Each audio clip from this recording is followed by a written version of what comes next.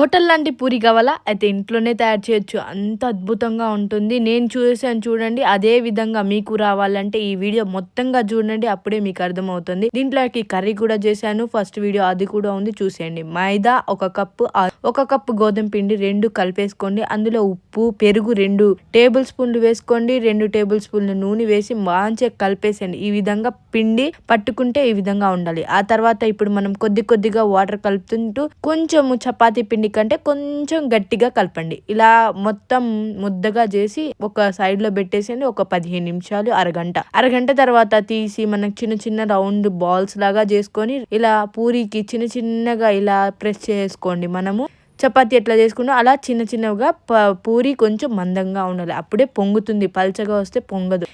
వేడి నూనెలోనే వేస్తేనే అప్పుడే పూరి బాగా పొంగి మనకి ఎలా అయితే వీడియోలో కనిపిస్తుందో సేమ్ అదే విధంగా ఉంటుంది. టేస్ట్ కూడా అద్భుతంగా ఉంటుంది. ఒకసారి ట్రై చేయండి. మీకు ఎలా కుదిరిందో కూడా కామెంట్ చేయండి. షోలే కర్రీ చేశాను దీనికి కాంబినేషన్. ఇంకా ఆలు కర్రీ కావాలా? అయితే కామెంట్ చేయండి. ఎలా చేయాలో అనేది కావాలి అంటే కామెంట్ చేసి, లైక్ చేసి, ఇంకా షేర్ చేయండి. సబ్స్క్రైబ్ చేయడం మర్చిపోకండి. మీరు పూరీని తిని ఎంజాయ్ చేయండి. మరో వీడియోలో కలుస్తాను. అప్పటి వరకు టాటా, బాయ్. ఇంకా ఏమేమి రెసిపీస్ కావాలో కూడా కామెంట్ చేయండి.